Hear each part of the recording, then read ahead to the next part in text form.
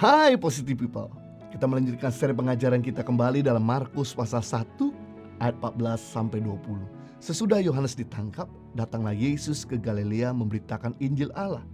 Katanya, waktunya telah genap, kerajaan Allah sudah dekat. Bertobatlah dan percayalah kepada Injil. Ketika Yesus sedang berjalan menyusur danau Galilea, ia melihat Simon dan Andreas, saudara Simon. Mereka sedang menebar jala di danau, sebab mereka penjala ikan.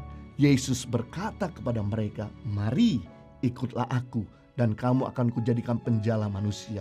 Lalu mereka pun segera meninggalkan jalannya dan mengikuti dia. Dan setelah Yesus meneruskan perjalanannya sedikit lagi, dilihatnya Yakobus anak Zebedeus dan Yohanes saudaranya sedang membereskan jala di dalam perahu. Yesus segera memanggil mereka, dan mereka meninggalkan ayahnya Zebedeus di dalam perahu bersama orang-orang upahannya, lalu mengikuti dia. Wow, yang menarik, ketika Herodes menangkap Yohanes dan orang-orang waktu itu mulai berpikir bahwa apabila Yohanes ditangkap, maka pemberitaan Injil segera berhenti. Kita melihat justru setelah Yohanes ditangkap, Alkitab berkata, datanglah Yesus ke Galilea dan berkata, waktunya telah genap, kerajaan Allah sudah dekat. Bertobatlah dan percayalah kepada Injil. Ada begitu banyak orang jadi percaya kepada Tuhan Yesus dan bertobat. Dan bukan hanya sampai di situ, Yesus mulai memilih murid-muridnya. Meskipun Yohanes ditangkap, Injil tetap berjalan terus. Hal yang sama meskipun seluruh Alkitab di muka bumi ini dibakar. Meskipun seluruh gereja di muka bumi ini dihancurkan. Atau meskipun seluruh pendeta ditangkap di muka bumi ini, pekerjaan Tuhan tidak bisa dibendung. Nah, saudara kekasih dalam Tuhan, kita akan bahas bagaimana sikap kita menjadi murid Yesus Kristus. Yang pertama, menjadi murid Yesus adalah anugerah, kasih karunia. Kita pelajari di sini ada dari murid-murid Yesus yang sebagai penjala ikan. Ada dari mereka yang sedang berkumpul dengan keluarganya. Ada dari mereka yang sedang bahkan bekerja sebagai seorang pungut cukai. Yesus tidak menyelidiki mereka terlebih dahulu. Siapa itu mereka, apa latar belakang mereka, apa kemampuan mereka, apa talenta mereka yang mereka miliki. Yesus tidak tanya mereka secara khusus. Karunia apa yang mereka miliki. Yesus tidak melihat bahkan masa lalu mereka, buruk atau tidak. Yesus tidak melakukan interview atau wawancara lebih dulu untuk mengangkat mereka menjadi muridnya. Karena menjadi murid Yesus adalah anugerah. Dan Yesus dengan tegas berkata, bukan kamu yang memilih aku, tetapi akulah yang memilih kamu. Berarti, saudara kekasih dalam Tuhan, dalam hidup ini tidak ada satupun yang kita bisa banggakan. Semua karena anugerah Tuhan. Di sisi lain, kita juga gak perlu minder atau kecil hati. Karena menjadi murid Kristus, sekali lagi bukan fasilida kita, bukan kuat gagah kita, bukan kepintaran kita, tapi anugerah Tuhan. Bila kita menyadari menjadi murid Kristus adalah anugerah, sudah seharusnya kita menjadi orang yang tidak diam atau bisu, tapi berani mengabarkan Injil, bersaksi akan apa yang Tuhan telah kerjakan dalam kehidupan kita.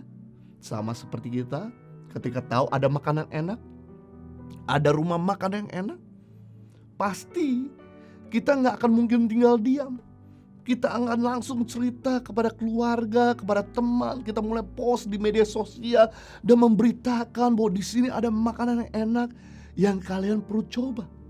Sama halnya kalau Anda tahu bahwa Yesus juru selamat, Yesus bisa memulihkan berbagai macam persoalan dan penyakit.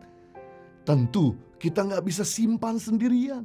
Kita mulai bisa cerita kemana-mana agar berkat yang kita terima, orang lain, teman, keluarga kita pun bisa menikmatinya.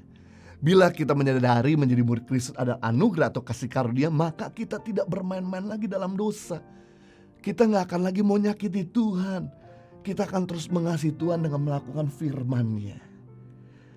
Apabila kita menyadari menjadi murid Kristus adalah anugerah atau kasih karunia, kita akan kerja dengan keras untuk jadi berkat di tempat pekerjaan, di rumah, dimanapun kita berada, karena waktu kita terbatas tinggal di bumi. Kita belajar yang kedua, bagaimana sikap kita menjadi murid Yesus Kristus. Menjadi murid Yesus Kristus harus berani meninggalkan segala-galanya.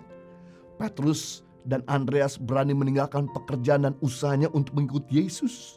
Yohanes dan Yakobus berani meninggalkan ayahnya untuk mengikuti Yesus.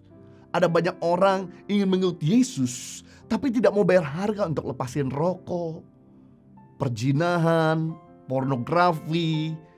Mau jadi murid Yesus, tapi tidak mau meninggalkan judi atau kebiasaan buruk lainnya.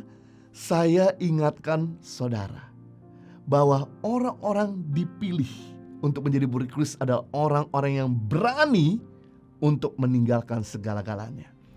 Saya gak bisa bayangkan seandainya Petrus dan Andreas dipanggil Yesus dan kemudian mereka berespon kepada Yesus berkata, "Tunggu guru, kasih saya waktu 1 minggu. Sebab saya mau jualin dulu perahu saya dan usaha saya, baru saya ikut Tuhan, ikut guru." Saya percaya kalau Petrus dan Andreas tidak langsung berespon, dia menundanya, maka Yesus tidak akan memilih mereka. Yesus segera cari murid yang lain. Petrus dan Andreas kehilangan momentum, kehilangan kesempatan. Yang menarik, Petrus dan Andreas segera meninggalkan segala sesuatu. Mereka tinggalkan perahu mereka, jalan mereka, dan mereka segera mengikuti Yesus. Kita tidak akan menjadi murid Yesus yang the best kalau kita gak berani meninggalkan segala-galanya. Bukan berarti untuk menjadi murid Yesus kita perlu jualin aset kita, rumah kita, harta benda kita, mobil kita, baru ikut Tuhan. Bukan itu maksudnya, tetapi kita harus berani meninggalkan segala sesuatu apabila hal itu melebihi Tuhan. Kita harus berani meninggalkan segala sesuatu selama pikiran dan hati kita terus-menerus terjun pada hal itu.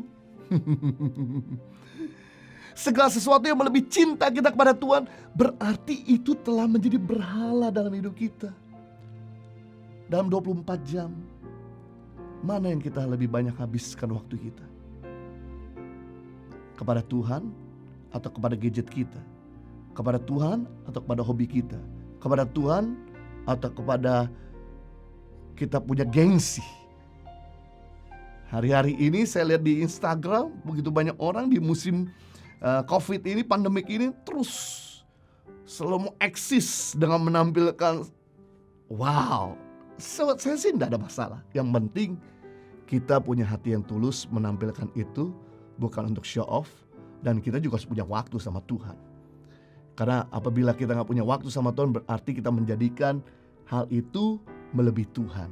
Saya teringat waktu saya sebelum bertobat, saya suka sekali mendandani mobil. Karena saya suka dengan kendaraan, yaitu mobil. Dan karena saya waktu itu masih mengandalkan uang orang tua, jadi saya mendandani secara sesuai dengan uang yang saya terima dari orang tua. Tapi begitu saya pindah ke Australia, saya bekerja, saya punya income sendiri, saya habisi uang saya setiap minggu dapat income di Australia. Langsung saya beriin aksesoris mobil. Sama mobil saya itu jadi mobil yang terbaik, lumayan salah satunya di Sydney, Australia. Dan menjadi mobil yang paling mengkilat. Waktu saya habiskan sama kendaraan. Suatu kali ketika saya sedang melayani Tuhan di gereja, sedang mimpin pujian, selesai saya melayani, kemudian saya kembali ke tempat parkir dan saya melihat mobil saya sudah diinjak orang sampai atapnya melengkung, kacanya dipecahin, dan kemudian pintunya dipukul-pukul. Dan kemudian saya cari tahu di CCTV, saya cari tahu lihat orang di sekitar, saksi-saksi, tidak ada yang bisa tahu siapa yang rusak mobil saya. Sampai hari ini saya gak pernah tahu siapa yang rusak kendaraan itu. Sampai Tuhan berkata, engkau menempatkan mobil kamu melebihi Tuhan. Saya bersyukur hari itu saya menghadapi problem karena menggeser supaya Tuhan di atas segala-galanya, bukan mobil di atas segala-galanya. Karena untuk jadi murid Kristus, kita harus berani meninggalkan segala-galanya. Dialah tempat pertama kita. Yang ketiga, bagaimana jadi murid Kristus yang sejati? Menjadi murid Yesus harus setia. Menjadi murid Yesus kita selalu dihadapkan dengan banyak tantangan. Tapi di sisi lain kita banyak melihat berkat dan mujizat dan kuasa Tuhan. Nah, kuncinya adalah ketika kita menghadapi persoalan, tantangan, kesulitan, jangan tinggalkan Tuhan. Sebaliknya, ketika kita diberkati Tuhan, mengecap banyak kemuliaan dan anugerah Tuhan, jangan lupakan Tuhan. Jadi di saat susah, kita tetap setia gak tinggalkan Tuhan. Di saat senang, kita gak lupa Tuhan dan tetap setia sama Tuhan. Itu adalah murid sejati. Jadi kita belajar hari ini 3 sikap menjadi murid Yesus Kristus. Yang pertama, menjadi murid Yesus adalah anugerah. Yang kedua, menjadi murid Yesus harus berani meninggalkan segala-galanya. Yang ketiga, menjadi murid Yesus harus setia. Saya percaya ketika kita punya sikap yang benar, seperti hari ini kita pelajari, maka kita akan menjadi murid yang the best, menjadi murid yang menyenangkan hati Tuhan, dan menjadi murid yang tetap setia dan tetap berjalan dalam kuasa dan mujizat Tuhan. Live a better life. God bless you.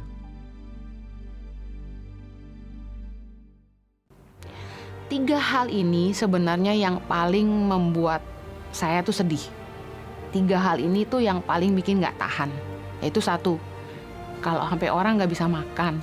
Kedua, sampai ada orang tua yang gak bisa bayarin anaknya sekolah. Yang ketiga, kalau sampai ada orang sakit gak bisa berobat.